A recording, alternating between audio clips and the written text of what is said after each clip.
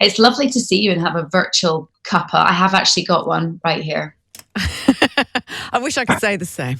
I would have made you one too, had I known. Ah.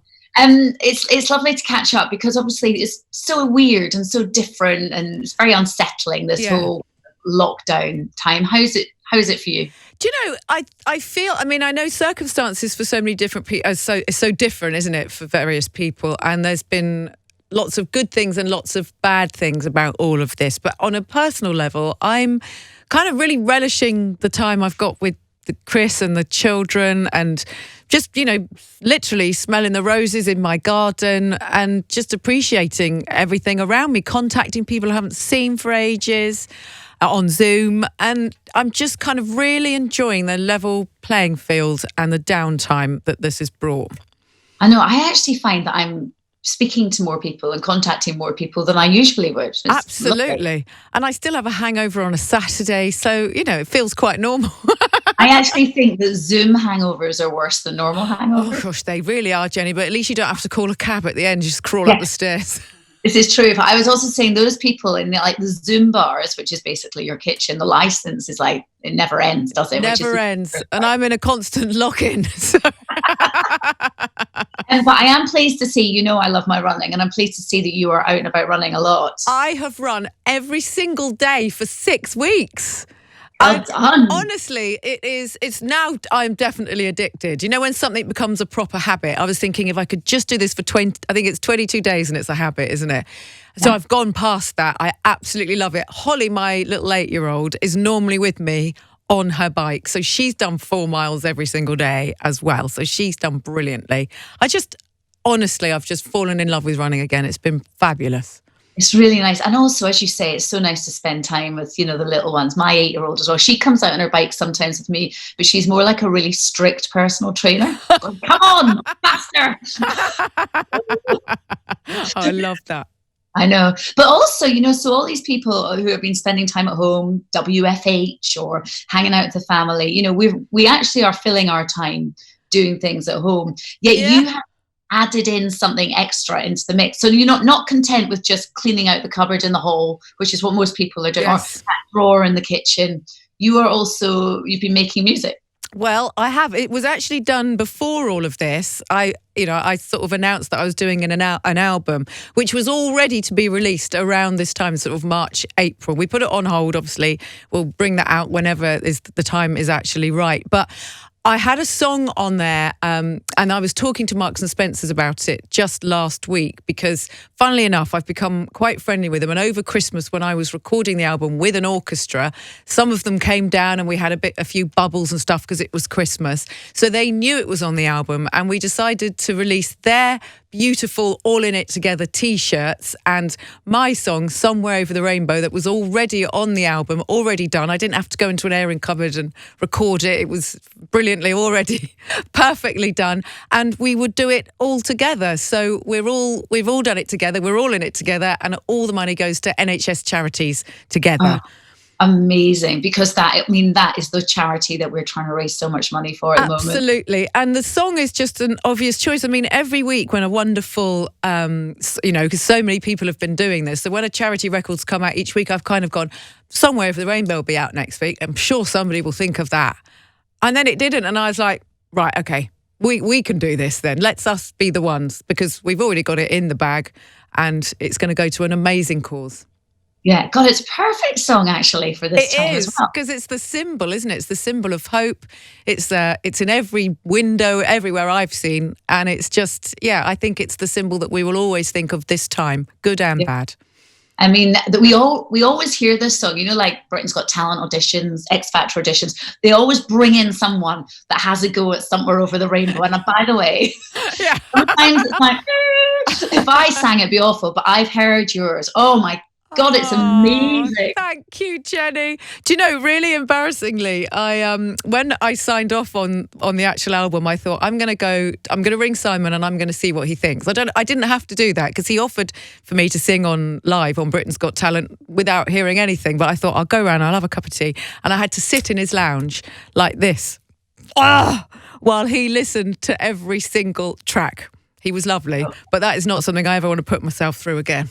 When he gives feedback, does he sit silently until the very end, or does he comment as he goes? He comments as he goes, and because he has headphones on, he does that thing where he shouts because he thinks you can't hear him. So it's like, this is great. If I were you, I would take out the drum on... And I was going, I can hear you. I'm right here. We don't need the whole house to hear this. Shh. It's quite handy having Simon Cowell as a mate, though, because you can get this like on it, because you know he's going to be honest as well. Oh, like yeah. On feedback. Brutally honest, which is why I kind of developed a bit of a sweat while I was around there. But he was embarrassingly nice about it. So I that kind of made it worse in a way. But he was absolutely lovely about it. Oh, I love the fact that you're doing singing, because, you know, a lot of people will have probably forgotten the fact that you have done tons of musical stuff. You've been in the West End loads. And I think because there's so much focus on BGT and doing like radio and stuff like that, people forget that actually you've done tons before that. Well, I was lucky. I left drama school, and the course I did at Mount View, which was the drama school I went to, was the musical theatre course, and I left in 92. My first job was in The Sound of Music as Liesl von Trapp. So I've kind of done... At drama school, they teach you to sort of do everything, because that way you're more likely to be employed. So I have kind of done everything. But it all sort of gets, you're right, forgotten about. But I'm just lucky to still be employed and have such a, diverse career. So I'm being still employed. That's the main thing, Jenny. That's good. It's always good to be employed. You're doing quite well. I've got to say. And I remember, I know we met years and years ago, but I think the first time I interviewed you, Amanda, was on the set of The Grimleys. Yes, it definitely was. I remember you coming up because so many of our cast fancied you, and we sat in the classroom and you interviewed me there. Definitely, that was a comedy. Yeah, I did. God, years ago, I was an English teacher. Noddy Holder was in that with Noddy you. Holder became a lively, he's still a lively, he's still my friend. He played the music teacher, and he played a teacher that, what would have happened to Noddy Holder if he'd not made it in Slade? He'd become a music teacher. So that was like, he played a parallel life. And I played Miss Titley, who was an English teacher, and one of my pupils had a massive crush on me. Brian Connolly was a PE teacher. That's right, yes, Brian Connolly. You all had Brummie accents. Yeah, that's right, we did, yeah. Oh my God, that's so long ago. And then, of course, you went into Cutting It, where I've met you many times, and I met and you met your husband. James. God, that was a long time ago. In fact, he had a go at your hair, because he'd learnt to do hairdressing in that show. So I thought he'd be the perfect person to give you a trim. Well, he's offered, and I have moved away from that. Do you know it might come to that point? Have you heard hairdressers might not be open for 6 months? What? I'm going to look like Rapunzel. Well, like a really old Rapunzel. No, it's the roots. It's that bit. Look at that. I know. Oh. I've got the spray, Jenny. You can spray it. Okay. I mean, I don't even think the spray. It's not. It's just a dark blonde. But I need to know. I might lemon blonde. Up. That's what we like to call it. I call it dirty blonde sometimes. Deep blonde. Dirty blonde sounds better to me. Okay. Well, that's what it is. So I'm a little bit nervous, but I did cut his hair. Have you cut Chris's hair yet? Have you seen Chris's hair? He's got long hair like me. He's like Aladdin. There is no way I'm going to be allowed to touch his bonnet. No, but he has taken to wearing a baseball cap now. Okay. All right. It's quite scary though at this time. There's lots of things that aren't happening as normal. Do you think that you've found a new normal now? Are there things that you'll probably carry on doing like you are now when we go back to whatever? I hope that I can keep the mentality that I've got, which is I definitely think I'm a better mum.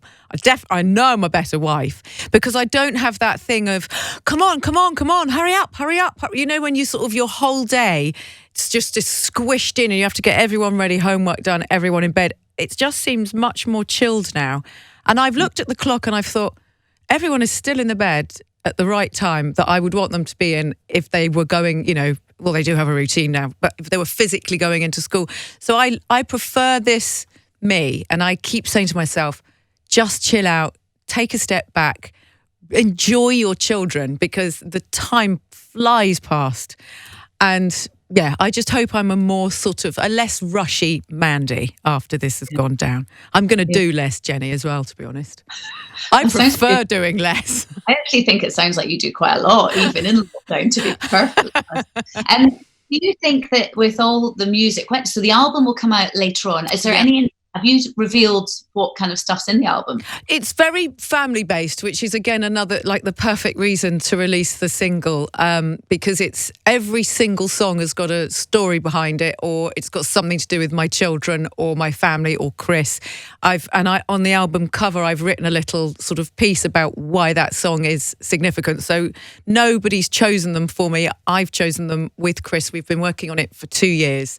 So it's a very kind of sincere, honest album, and everything means something to me. So, and everyone will recognise every single song on it. So that's another good thing. If your first musical was Sound of Music and you played Liesl, is there a Sound of Music song in there? No. Oh, in fact, there's no song from any musical I've done on it. Just songs from musicals that I want to do. Okay, all right. Well, you can add them to your list. Are we going to see you back on television or in any dramas or movies or anything? Well, I have had a commission, a friend. See, I don't know what I'm allowed to say. But anyway, somebody very well known and I have had a commission for a new comedy series that we were actually supposed to be filming now. So hopefully we will be filming that in the summer. So I have finally opened the door again to comedy, which is kind of where I started. So comedy and singing. Is it a friend of yours? It is a friend of mine. Is it a girl? It's a boy. Oh, okay. Oh, no. I'm like that. Oh, who is it going to be then? I'll tell you off air. Okay, all right. God, how exciting. I know. Really, really exciting. And that happened all really organically and it's sort of accidentally as well. So I am so excited about that. Okay, and Britain's Got Talent, is it going to be back in the autumn? Yes, it's going to be back hopefully early autumn, because we've always said the audience is the fifth judge. So there is no point in us doing a live show without our lovely British public sat behind us, because they're also standing in front of us. The show is about it's Britain's Got Talent, it's in the title. So we need to wait for everyone to sort of be safe and well and be allowed to travel and be back out there. So we will wait until the time is right. But yes, we're all booked in for early autumn. Well, I am loving it at the moment. So every Saturday, obviously, it's an appointment to view. Everyone sits down. And I know that you go on Instagram and sometimes, like you were chatting with Alicia last weekend, live on Instagram. And I've been in tears. And I'm always in tears at the good ones as well. I know. I think we're all on the edge during this time, Jenny. We've had too much wine and we're like, I cry in the ad breaks now. I'm just a mess for most of it. But yeah, I think it brings a bit of normalcy, doesn't it, on a Saturday for everyone. You can sit down with your family, whether they're on FaceTime or Zoom or whatever, and you can just think, gosh, this actually feels like a normal Saturday night. And it's time for us to, we're brilliant, the British, at laughing at ourselves and staying stoic. And I think that's how we're all getting through this. And Britain's Got Talent kind of celebrates that, all of us, and celebrates that kind of ethos that we've always had, that kind of mentality that's got us through everything. Yeah, no, I completely agree with you. Well, look, it's been lovely chatting. I love the fact that you are kind of bringing some humour and normalcy. Is that the word? Well, do you know what? I think George Bush said normalcy, and I got really annoyed. So I was thinking he's making that up, and then I just said it then, and I thought, oh, I hate that word. It's a made-up word. Well, I've just used it now as well. But you know what? With your ball gown spins out, I've actually seen there's loads of people that have been doing that on social media as well. Because I'm like, oh my God. You need to do it. I know I haven't quite had the guts yet. I don't know. I've sat eating biscuits all the lockdown. I don't know if I could fit in a ball gown. It's so funny because I said to Alicia, I said, so should we do Instagram again? Should we go live? And she's like, oh, babe, I don't know if I can be bothered to put a face on. So we're a bit of let's not bother to put a face on Saturday. Let's just watch it. Too much effort sometimes. Exactly. It's like I sit literally on the sofa behind me, like completely in slobbing out clothes with a dog right beside me, the rest of the family around. And yeah, it's not something that public need to see, is it? No. Too much information. I know. It's like Gogglebox. I know, exactly. Well, look, good luck with the single. It's out now. It's out now. Yep. If you could download it, that would be fantastic. Okay, and it's going to raise money like in Colonel Tom style, is it? Absolutely. All the money, every penny, and every penny for the T-shirt also goes to the NHS charities together.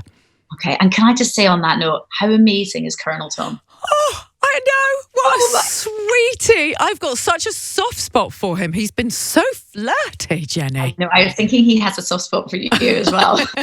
My hero. Amanda, thank you. Lovely to see you. Thanks, darling, and you. Family. Thanks for this time. Thanks. Bye, love.